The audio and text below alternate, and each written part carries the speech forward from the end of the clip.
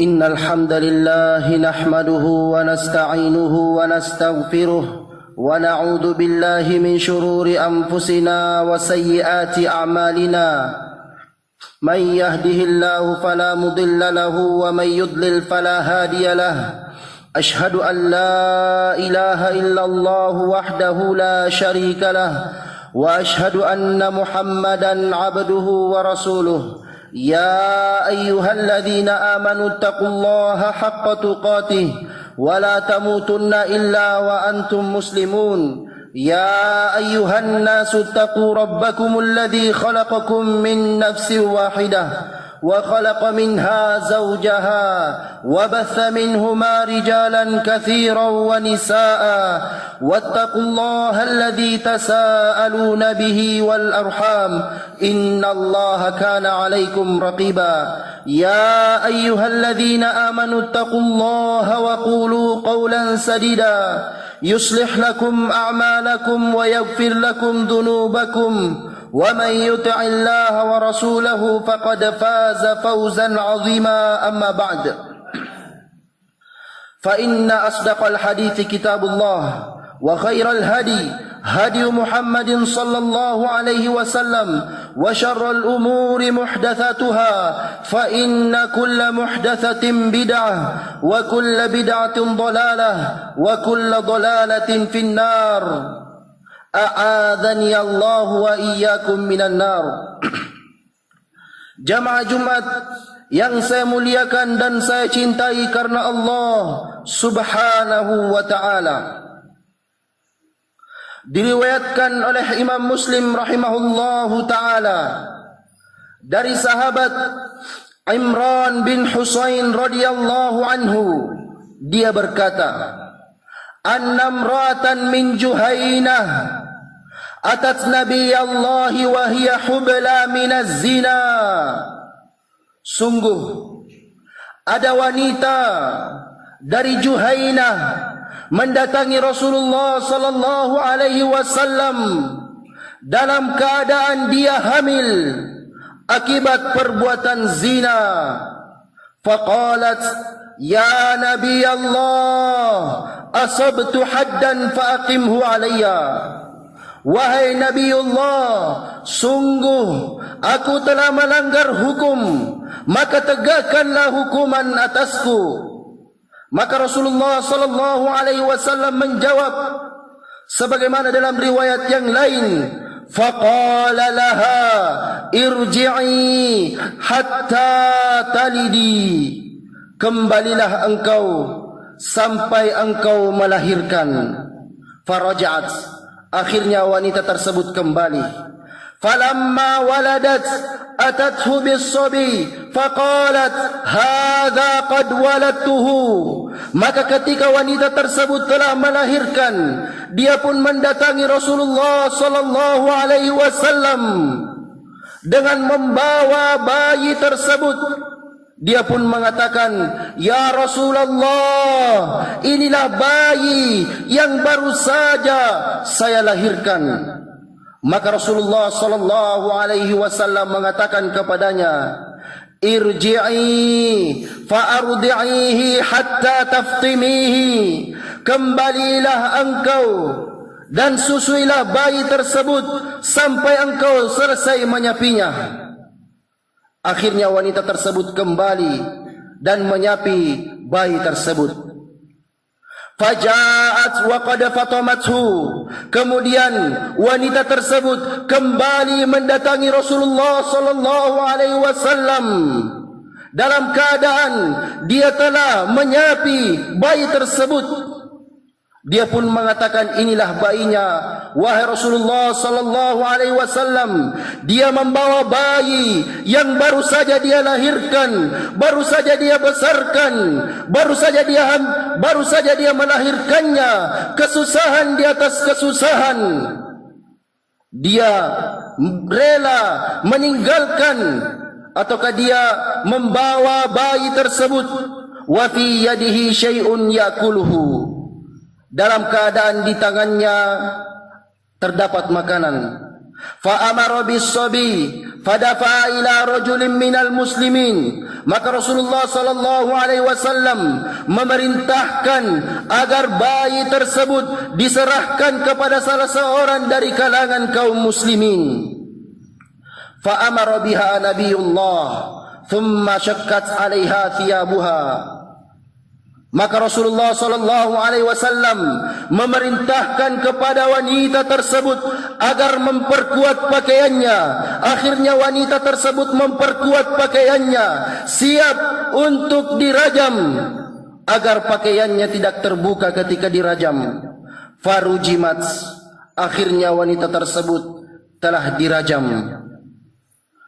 Thumma shalla 'alaiha, kemudian Rasulullah sallallahu alaihi wasallam mensolatkan jenazah wanita tersebut. Faqala lahu Umar, maka Umar radhiyallahu anhu mengatakan, tusalli 'alaiha wa qad zanat. Wahai Rasulullah sallallahu alaihi wasallam, engkau mensolatkan jenazah wanita tersebut padahal dia telah melakukan perbuatan zina. Maka perhatikan jamaah, apakah jawaban Rasulullah sallallahu alaihi wasallam?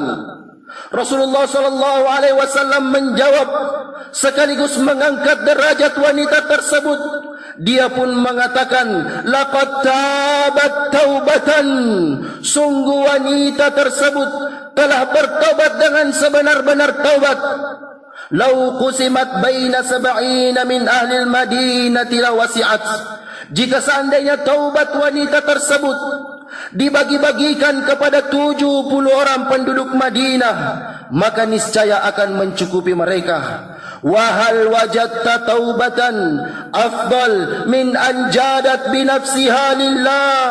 Dan apakah engkau mendapatkan, apakah ada taubat yang lebih mulia daripada seseorang yang rela mengorbankan nyawanya ikhlas karena Allah subhanahu wa ta'ala.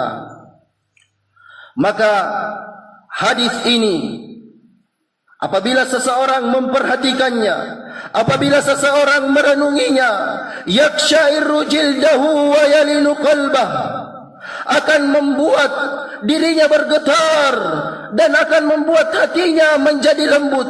Bagaimana tidak jamaah?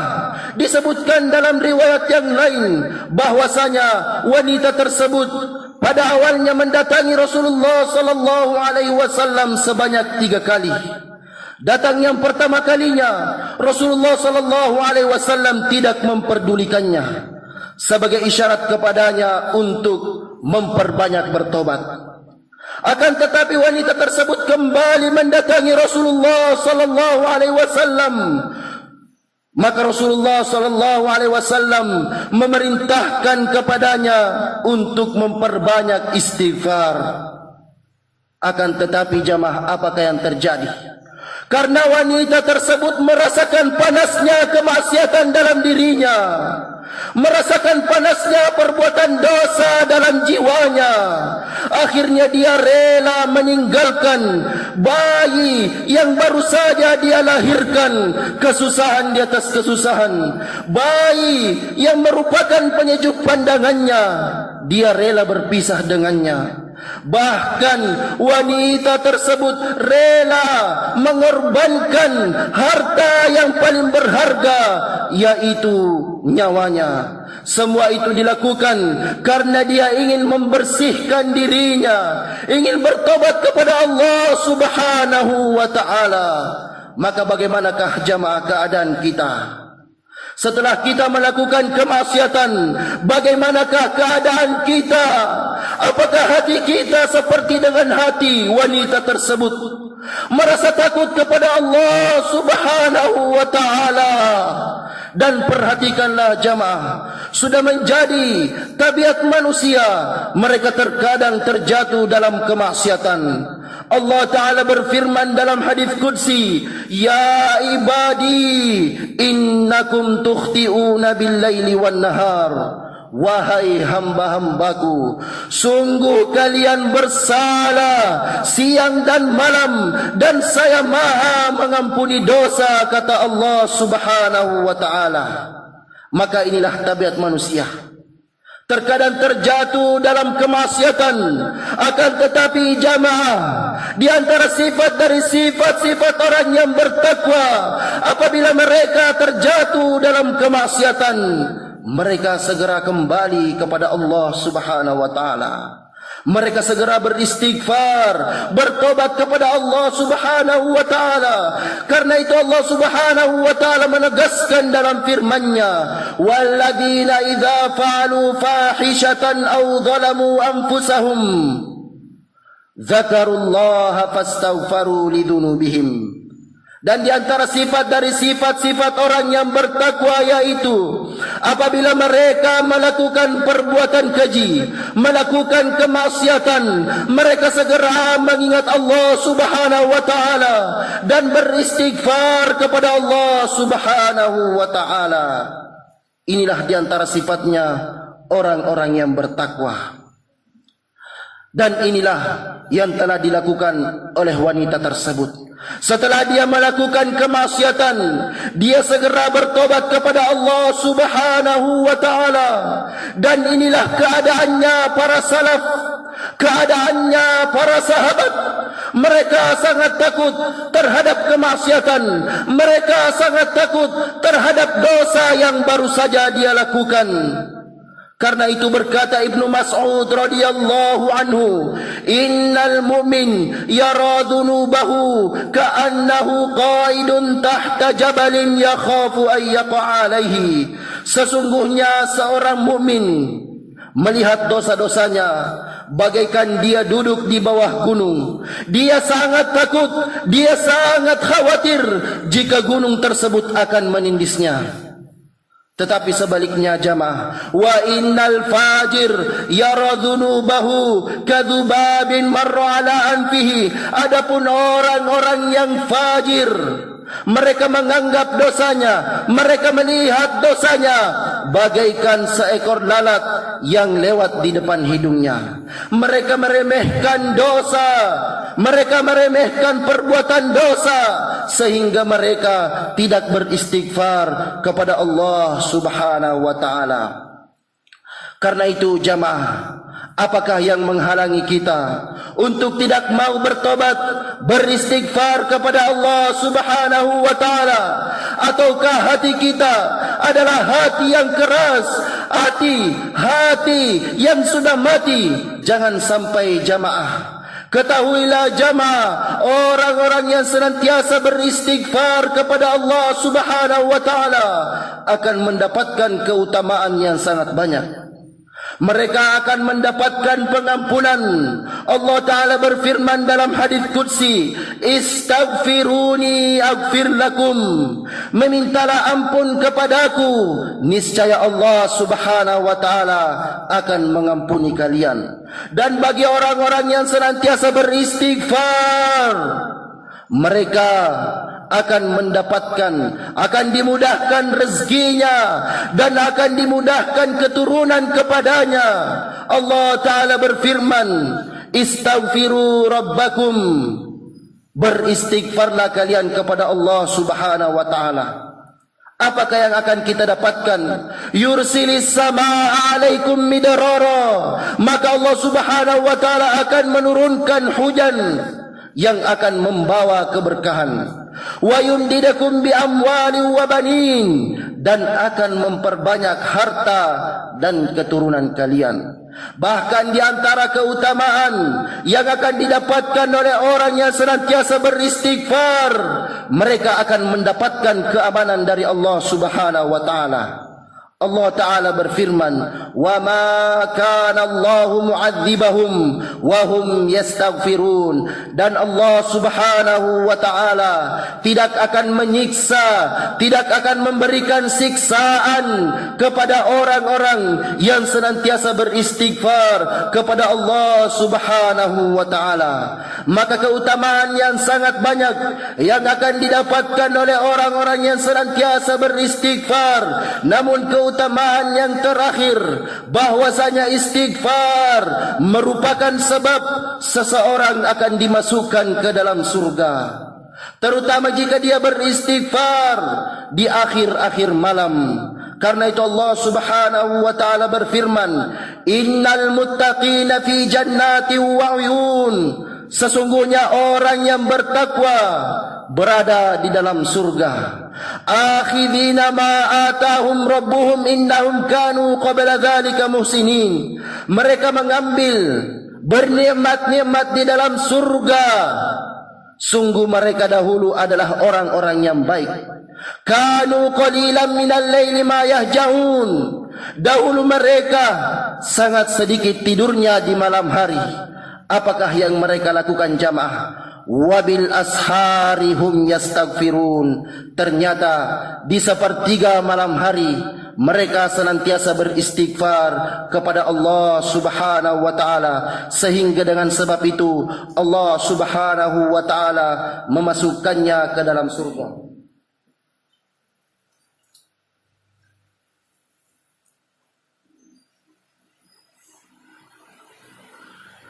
Alhamdulillah, ashhadu an la ilaha illallah wa ashhadu anna Muhammadar Rasulullah sallallahu alaihi wasallam. Maka istighfar adalah amalan yang sangat mulia. Karena itu Rasulullah sallallahu alaihi wasallam bersabda, "Wallahi inni la astaghfirullah fil yaum mi'ata marrah." Demi Allah, sungguh saya beristighfar kepada Allah Subhanahu wa taala dalam sehari mi'ata marrah, sebanyak 100 kali. Padahal kita telah mengetahui bahwasanya Rasulullah sallallahu alaihi wasallam telah mendapatkan jaminan pengampunan dosa. Bersamaan dengan itu, Rasulullah sallallahu alaihi wasallam terus-menerus senantiasa semangat untuk beristighfar kepada Allah Subhanahu wa taala. Maka bagaimanakah jamaah dengan keadaan kita? Apakah kita telah mendapatkan jaminan pengampunan dosa? Apakah siapakah yang lebih butuh untuk beristighfar kepada Allah Subhanahu wa taala? Apakah kita lebih butuh ataukah Rasulullah sallallahu alaihi wasallam lebih butuh? Tentu jawabannya kita yang sangat-sangat butuh untuk beristighfar kepada Allah Subhanahu wa taala.